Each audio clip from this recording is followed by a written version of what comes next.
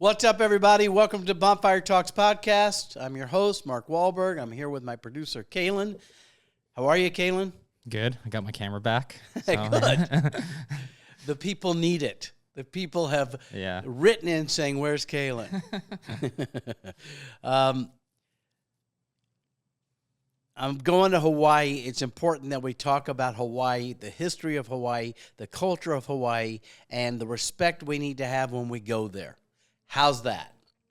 It's something, this is my 5th, 6th, 7th season shooting Temptation Island in Hawaii. In Maui for 4 seasons, I think.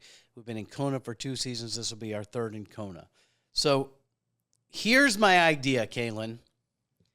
I'm not a political guy, but here's the bill I'd like to introduce. Okay.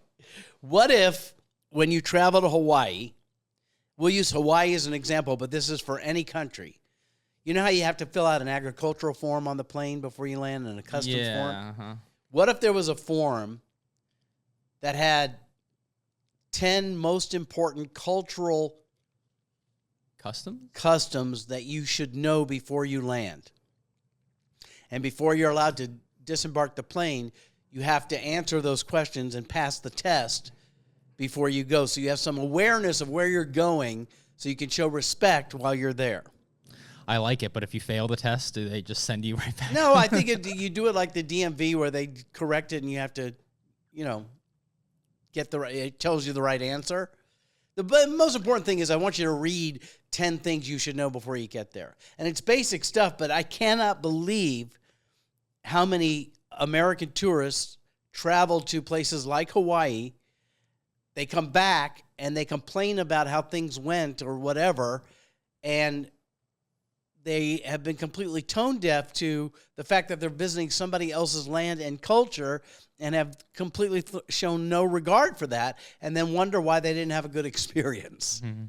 So my experience in Hawaii has been really interesting, and I guess my eyes really got opened on the 3rd season we did in Maui, and it was during COVID, and so we were in a bubble, and we couldn't leave the hotel, right? And so, there was nowhere to go and nothing to do. But out in the parking lot, they had these tents set up for the art direction department, and the construction department, and the grip department, and blah blah blah. And somehow, and I don't know why, I think it was just because there was nowhere else to go, I showed up one night at the grip lounge, their tent, and hung out. And they were really great and glad to have me, and that ended up being my every night hang, and it has been now for several seasons, to the point where I was in my dressing room last season, and I took a nap, and they needed me on set, and so they're on the radios going, "Where's Mark, where's Mark?" And they knocked on my door, but I didn't hear them. And the only place they looked was the grip lounge. They said he's probably having a beer in the grip lounge, which I would never do before I tape, but nonetheless. And for those that don't know, too, a grip on a set, they're kind of like the tough guys. They're kind of the big, strong, tough guys that lift all the heavy objects, and they're kind of the rough guys on the set. They're the guys you want to be. Yeah. They're the guys that rig everything up.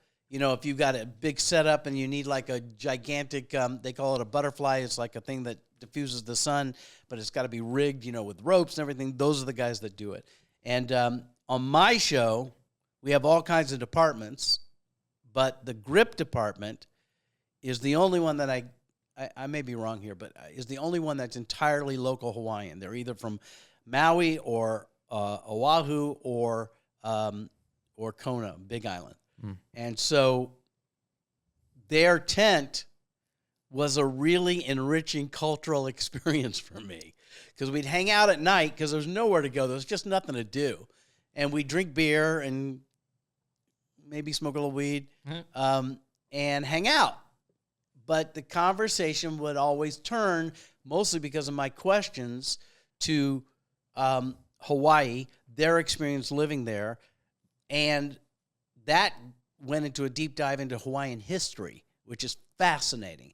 Which, if you're not watching the show... I was going to say... Have you watched it? Chief of War. Chief of War. Have you watched it? I've seen 2 episodes so far.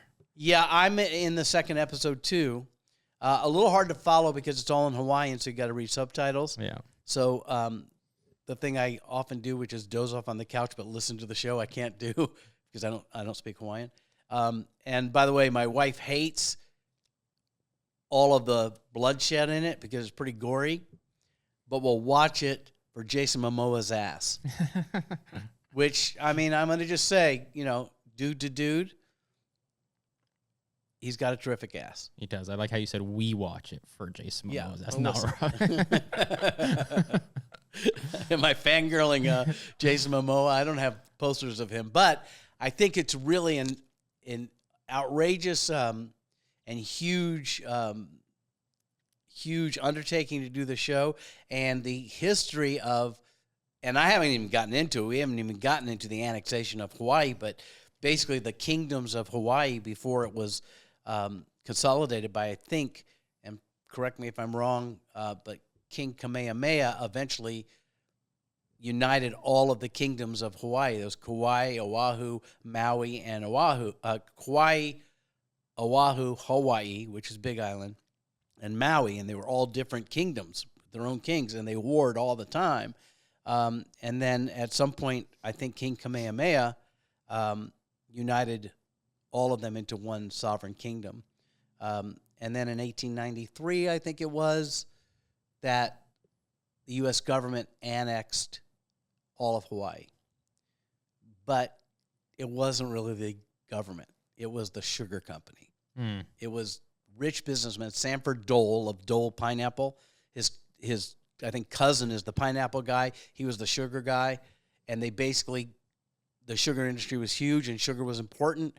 And they took over and just bankrupted the island. So here's basic history, is that before that time, Hawaiian Islands were first of all, they were a recognized sovereign nation throughout the world.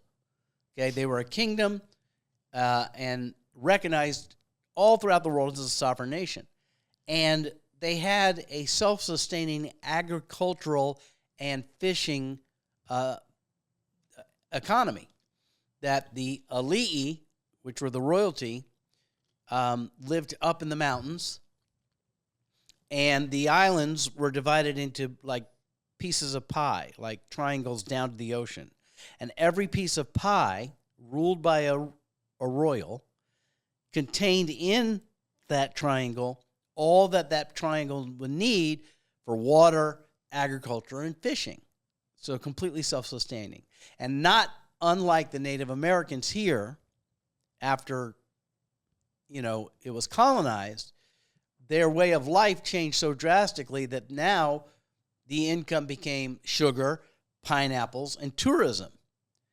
It's like, with the Native Americans, I learned this when I was doing Antiques Roadshow, is that like we buy all this silver jewelry and beaded, vests and hats and all this ornate, beautiful stuff that I always thought were traditional Indian garb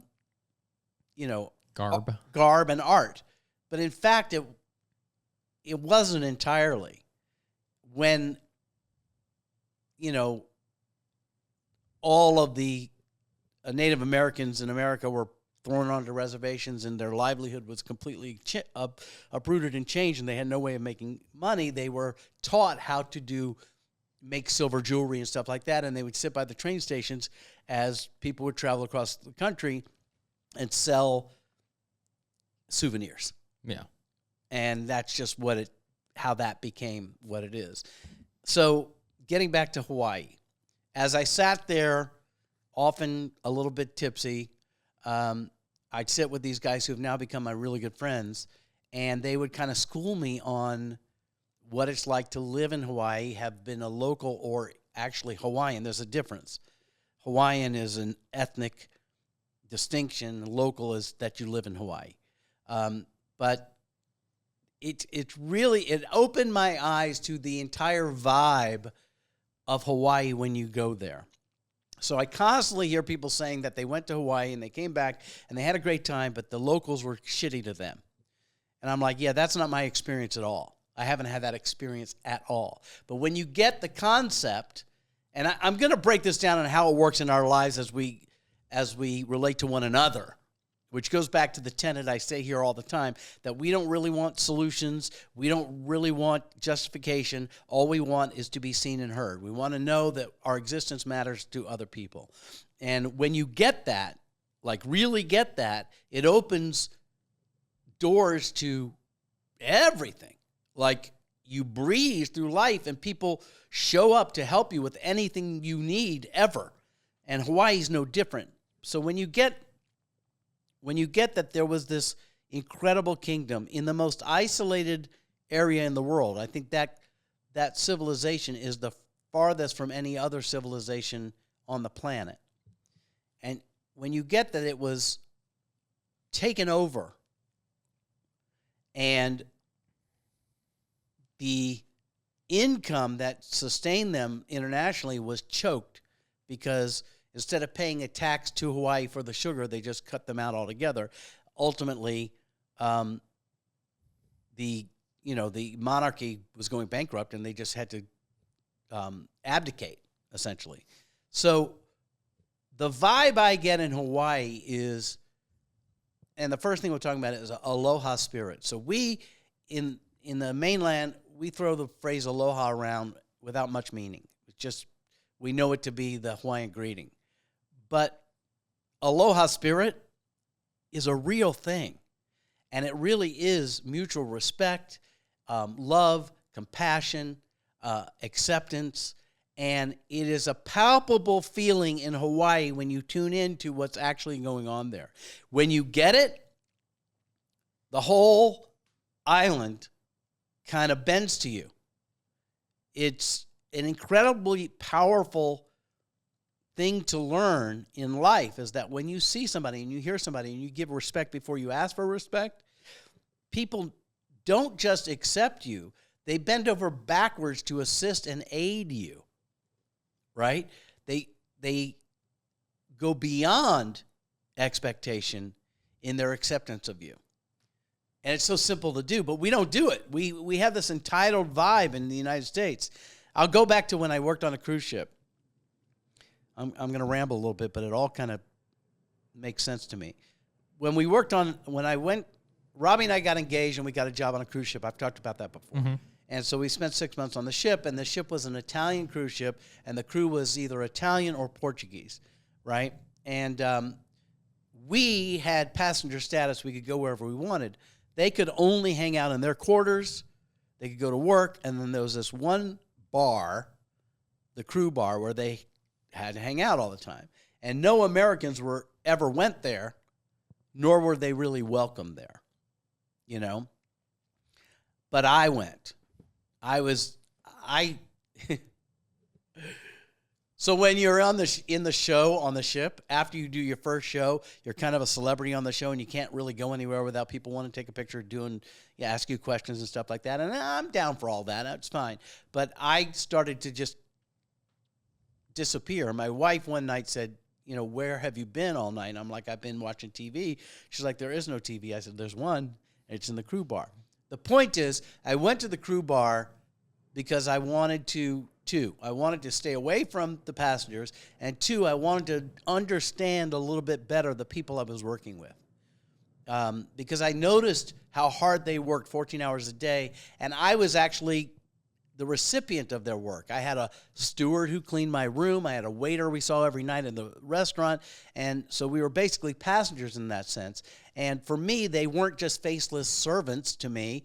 They were people who were working harder than anybody I've ever seen, and I wanted to get to know them a little bit better. And more importantly, I wanted to more organically let them know that I saw them and I respected what they were doing. And, I wanted to have that kind of a relationship. So I hung out on the crew bar for weeks before anybody spoke to me. And at some point, when they realized I wasn't going to leave, they started to accept me. And my way of relating to them was to ask questions about their life and why they were there and why their customs were their customs. And I would learn little things about what to do and what not to do. And when I did that, I found that all of a sudden I was having privilege on the ship that was well beyond anybody else I worked with. I've told you this before. It's like when you had to go to shore, you had to wait for a boat to take you to shore often. And if you're a crew or you worked on the ship, you waited in the galley, and they'd load it with tourists, with passengers. And if there were a few seats left, 4 or 5 of you would get on, and you'd have to wait. It could be an hour before you could get off the ship. But when I'd show up, they'd like go, Monaco, and they'd put me on the boat immediately, right? So the benefit of me going first and saying, look, I don't need anything from you. I just want to let you know I respect you. I want to get to know you. I want to do what is rare and ask you first about you before I tell you about me, or more importantly, ask you for things for me. That little, that small little effort to see them for humans and real people with lives and their families and what their experience was met with such gratitude that they literally would bend over backwards to do whatever they could to make my life better. And I made some really great friends. So getting back to Hawaii, I spent that one season hanging out with the Grips and learning everything and really kind of getting in the head of what it was to live in Hawaii and have your island that has been generations of your home, for lack of a better term, invaded with every flight with tourists, showing up and just often degrading the entire island. Sunscreen and everything, and touching the animals and touching the reef and all this stuff. And so there are some basic things that when you travel to Hawaii that you need to know. For instance, when somebody gives you a lei, like to us, it's just a Hawaiian thing that's cute, but it's actually a very respectful thing. It's a welcome, and when they put the lei on you, which is how it works, they put it on you. It's really disrespectful to take it off while you're with the people who gave it to you, and that's just a small little thing, but it matters to the people. We expect getting a lei as part of like the fun of being a tourist in Hawaii. Like, we expect to land and show up to the hotel and they go, aloha, and they give you a lei, and you're like, oh, isn't that cool? It's like what I saw in the movies. But you don't realize that's an actual cultural thing to do, and that they're constantly making and giving leis to one another. And we've appropriated this. I mean, I see it in American high schools. When they graduate high school, they all wear leis. I don't know why that is, but it's become a thing. But the simple act of accepting it and wearing it is a show of respect and a thank you for them welcoming you. Don't take home rocks. Don't go up to the crater of the volcano and grab some lava rock to take home as a souvenir. You don't do that. There's 2 phrases I've learned in Hawaiian, and forgive me if I get this stuff wrong, but this is my understanding of them. The first word is malama, which means to take care of. And so the 2 phrases that I hear a lot is malama aina, which is to take care of the land, and malama pono, which my understanding is to take care of the things that are righteous and holy and sacred. And you'll see all over Hawaii when you travel, if you go in Maui, if you go to the road to Hana and you're getting kind of into local villages and stuff, you'll see signs that say kapu, K-A-P-U, kapu. And that means keep out. But it's to be respected. These places often are sacred spots, and when we show up in our flip-flops and bikinis and we're jumping off of cliffs and doing all this shit, there are places that we are tolerated and allowed to do that, and there are places that they're just saying, hey, guys, can we just have this? Can we just have this one little natural spring for us and not you? Can we just have this one, meadow or garden that's not invaded constantly by tourists? And it's not that hard to kind of dive in a little bit, ask first, and be respectful. It's just not that deep. And when you do it, my experience is by having learned what I've learned from my Hawaiian friends who have become my family, or Ohana. They're just going to give me shit for trying to drop all this stuff. But then what happens is I'll show up to places, and there's two prices when you go to Hawaii. There's the prices tourists pay for everything, and there's something called kama'aina, which actually translated literally means child of the land, but it means people who live there or were born there, right? And kama'aina rate is a cheaper rate. You get a kama'aina rate if you're a local going into a restaurant, per se. There might be a rate that's cheaper, but tourists pay the fee. Don't ask for kama'aina. But I am often given kama'aina, which I don't really deserve, but because I'm working there and I'm not a tourist, and I've shown respect, and I'm getting to know people on that level, the number of times people offer me kama'aina without me asking is really remarkable. And I'm grateful. I mean, I'm grateful for that connection. There is a vibe in Hawaii. There is an energy in Hawaii that's so spiritual and healing. And I think this is true in other lands, but Hawaii specifically, that I'm often blown away by tourists that I see who are just unaware of that. Like, they're not tapped into that at all. They're not changed by it at all, when to me it's so palpable. You know, it's just like the energy is undeniable.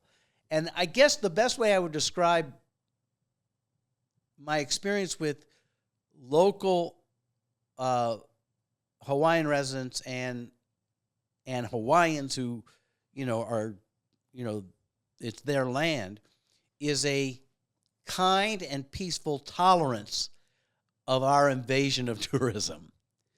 It's an understanding that it's necessary to have tourists for economy, and it's necessary for those who are the purveyors of this to have a smile on their face and make it enjoyable without guilt or attitude. But when you come across a local who gives you a little attitude when you're driving like an asshole, or you're fucking going to a sacred place in a bikini, and or shouting and taking pictures and doing stupid selfies in front of what was at one time a holy area, the best way I could describe it is a kind tolerance for our behavior. And it's really kind of gross, you guys. So I'm only saying this to say this applies everywhere in your life. If you want to be given grace, if you want to have entitlement, if you want to have special treatment, any of that stuff, it starts with you first.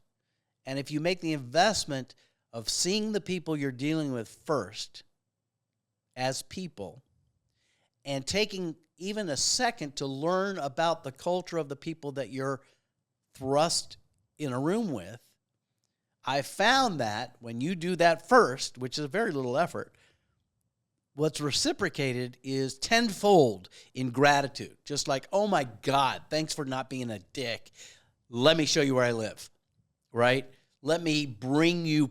There's a guy on my crew who I think is from Big Island, and he's an amazing dude. But he makes pickled mango, right? And sells it, But he'll bring me pickled mango just as a gift because he knows I like it. And I'm like, thanks. Now, I think some of that is I'm the host of the show, and there's some of that. But there is, outside of my crew, when I'm in Hawaii and I meet people from restaurants and places that we go to regularly, that relationship happens, and it has nothing to do with the fact that I'm on TV, right? And so, I'm just fascinated by that culture. And I think my fascination in the culture translates as respect for that culture. And in doing so, by saying, hey, I get it. I don't get it, but I get it to a level where I know there's something to get. And I'm trying very hard to learn how to be aware of the history of this island and how we got to this place, and the lives that were lost and the sacrifices that were made that were not asked for and not appreciated, and yet you still endure. That vibe of kind of just giving that first has made, my experience incredible, and it's like a hack. It's like a secret cheat code anywhere you go.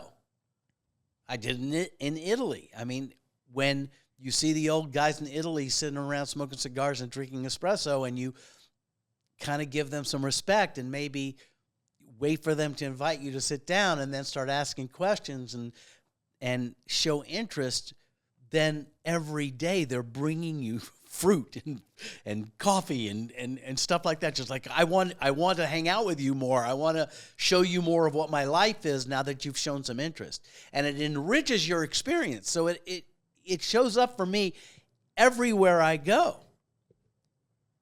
Just in how we deal with one another in life. If we could just slow our roll of the conversation of what are the things I want, and take that off the plate for a minute and just go, hey, before I ask for anything, let me give you something.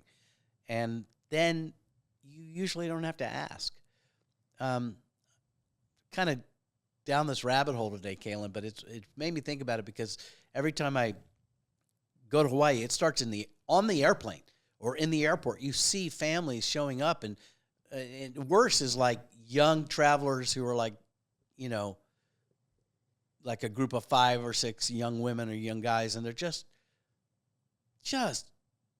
disregard for where they are. And it's just so ugly, and it's so unavoidable, and it doesn't enrich your experience at all. It just makes it worse. And then you complain about it like they did something wrong. It's crazy to me. Yeah. Have you ever been to Hawaii? I have, but not for 15, going on 20 years. So, I mean, I was a little kid when I went. I was 11 years old. So it was a while ago. Yeah, I notice things now that I think you'd have to want to notice and ask about to know why. And it's things like seeing, there's the flag of Hawaii that we all know that looks a little Australian or whatever. But there's a green and yellow and red and black flag that is the actual Hawaiian flag. And you see it when you're driving around hanging upside down outside of houses. And that's obviously the international sign for a country that's being occupied. When you see people in the United States under this administration that are against this administration flying flags upside down, it's to say that we're under duress, that this is against our will. And when I look at the history of this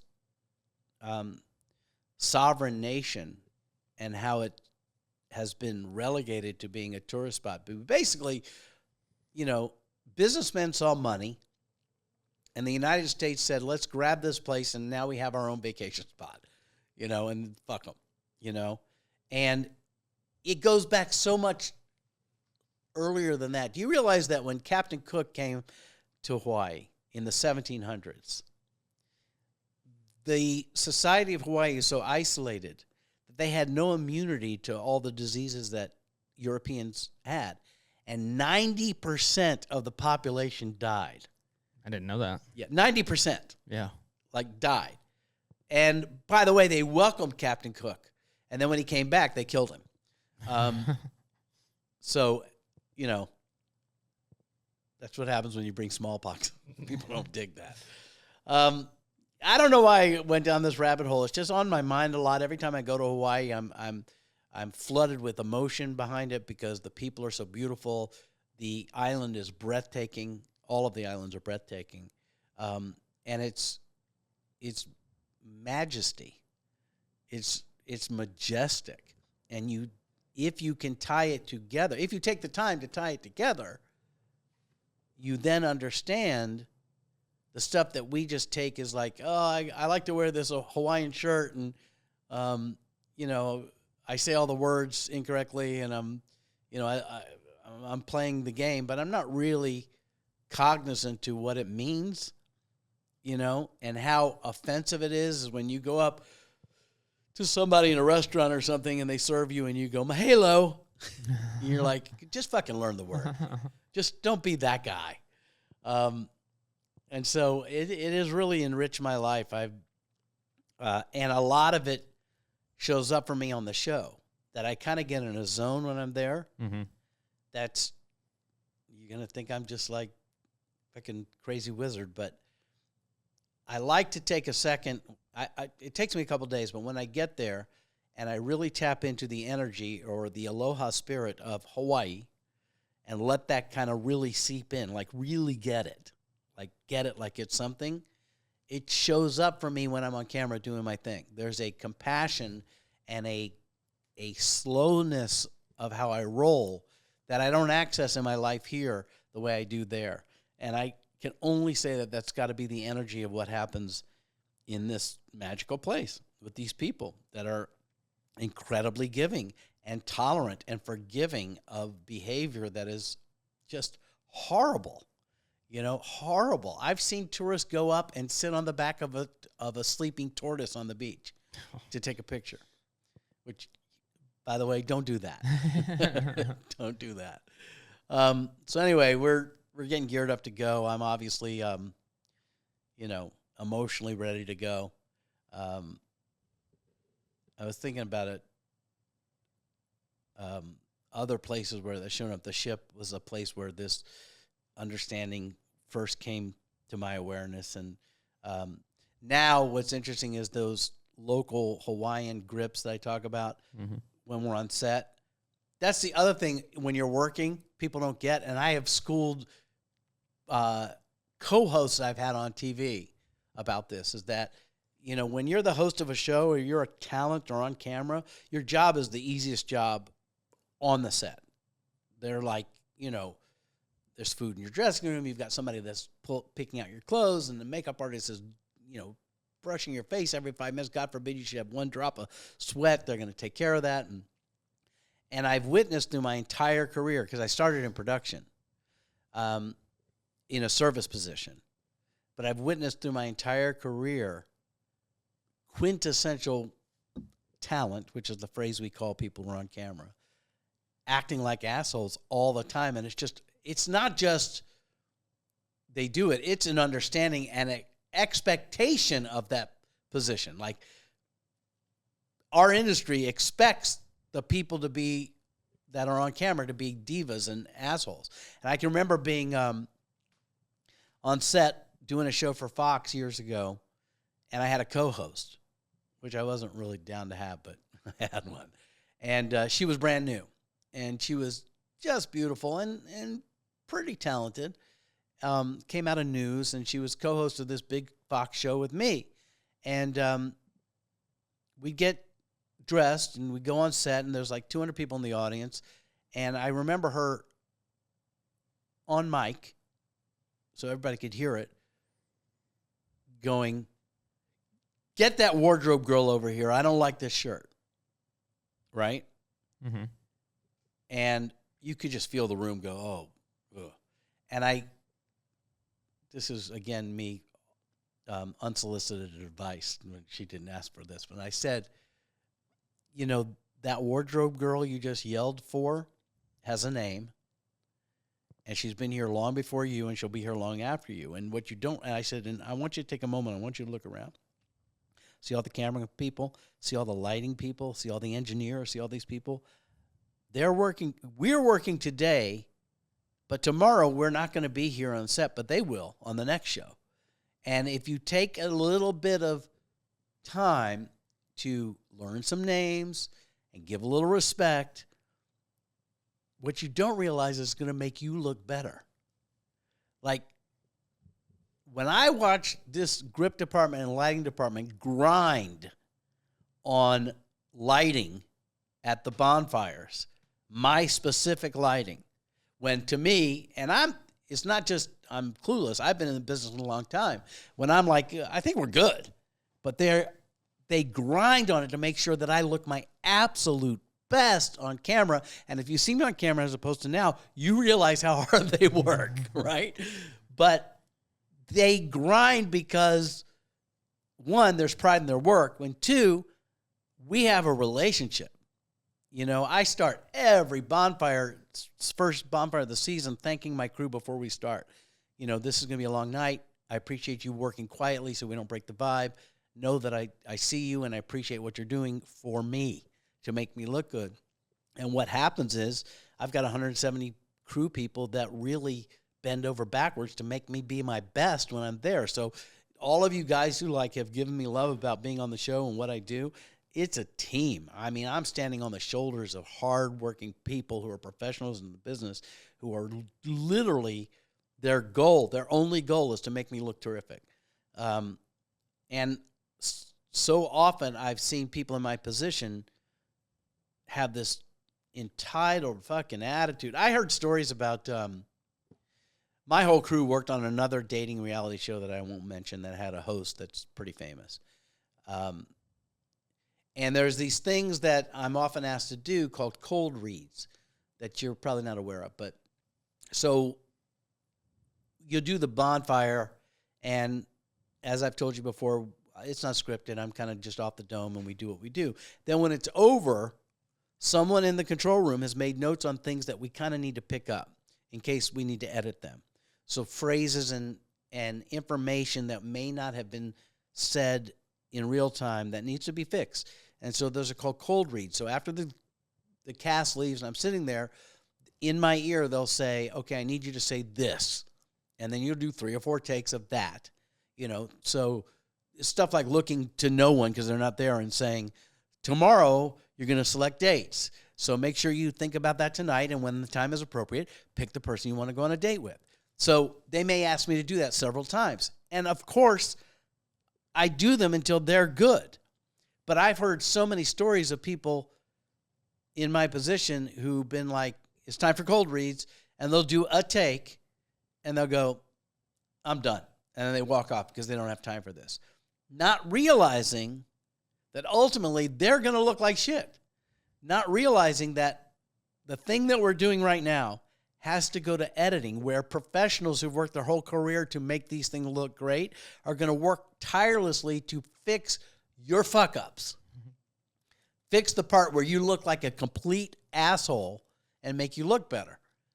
And so I never understood when I was coming up why anybody in my position wouldn't get that immediately, that, you know, you're at the mercy of all of these people, and, you know, shut up and do your job. Your job is so easy.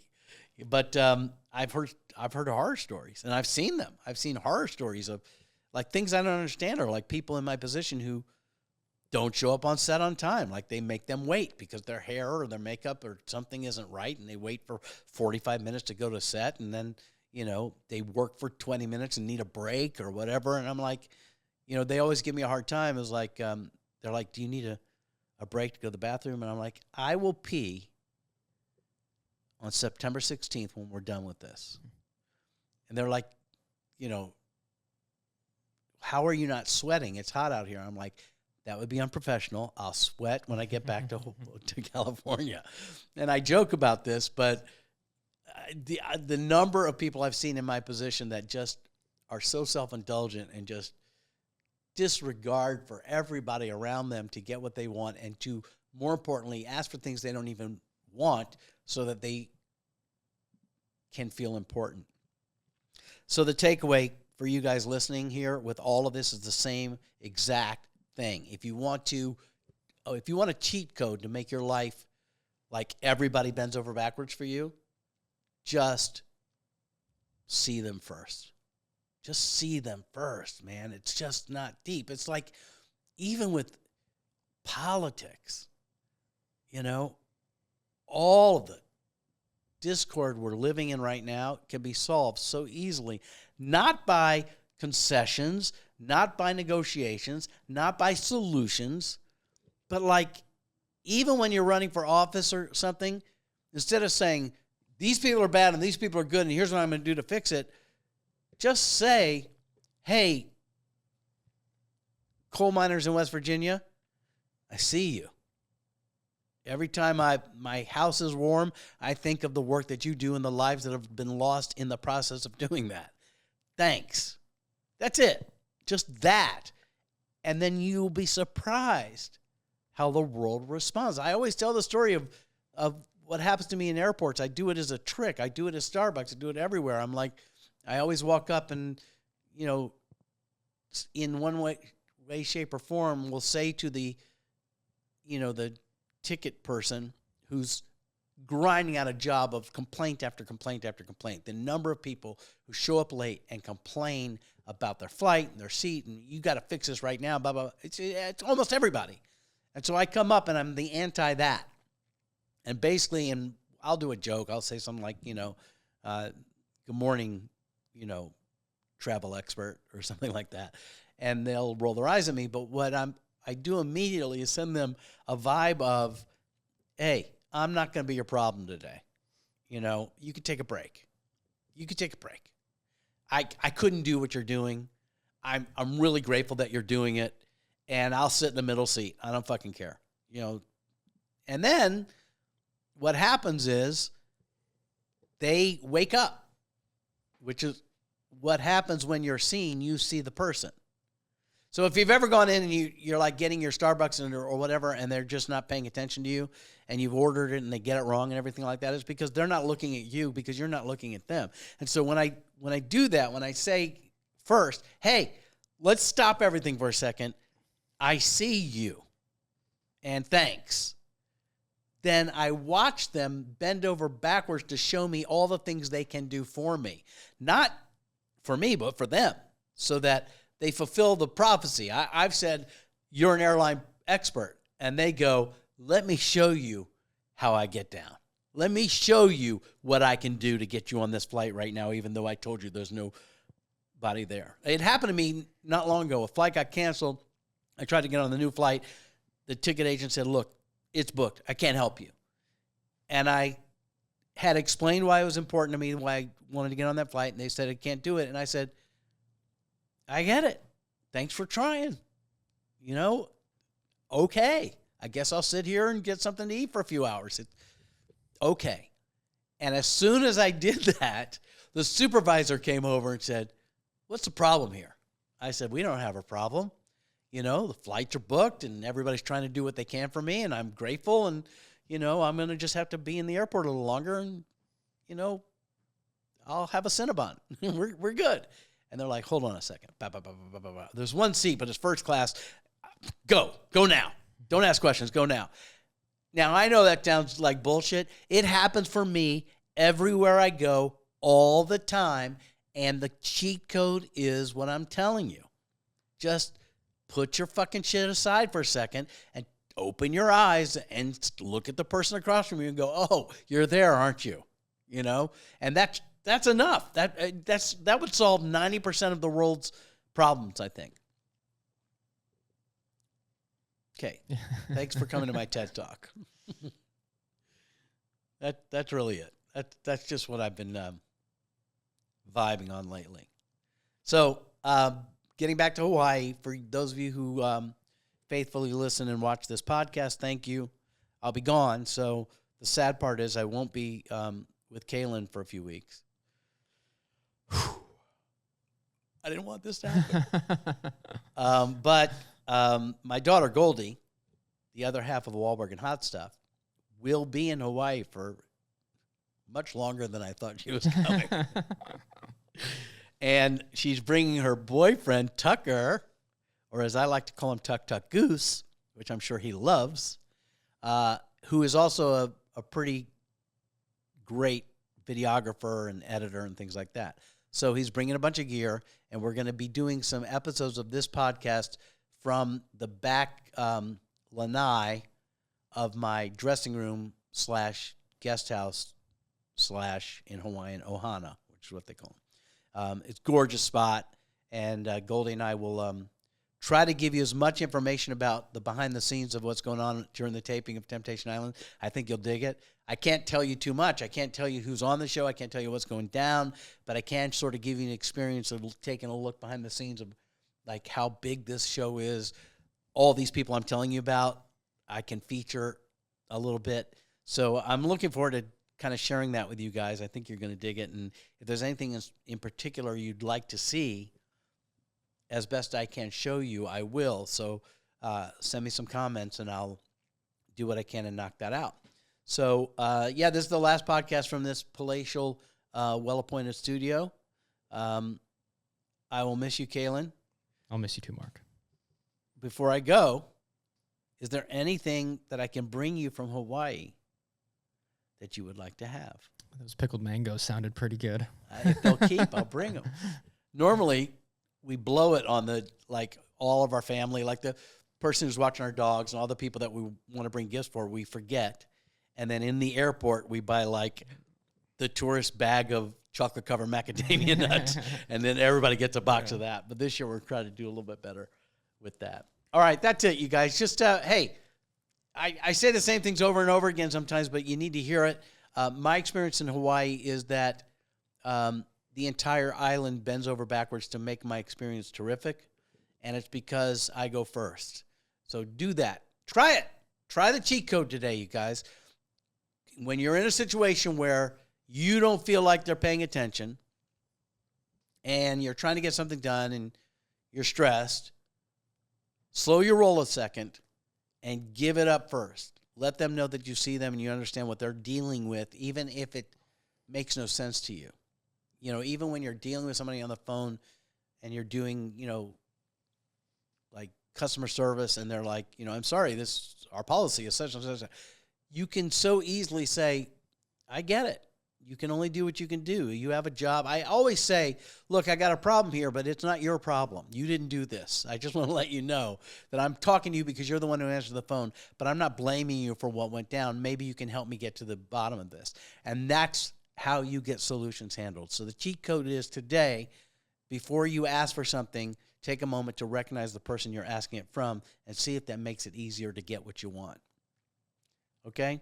That's a little gift with purchase. Okay? That's it. By the way, shout out to two companies. Olakai for my new flip-flops, 2 pair. And I didn't wear them in the studio, but it's on my Snapchat. Maui Jim, this is the biggest get of all, sent me a pair of sunglasses. I know for you influencers out there who get tons of stuff and you have brand deals all the time, your boy is not at that level. So when I get a pair of sunglasses, this is a big deal for me. So shout out and mahalo, or as the tourists say, mahalo, to Maui Jim for sending me glasses. All right, that's it. I'll see you from Hawaii, and that's it. I'm done.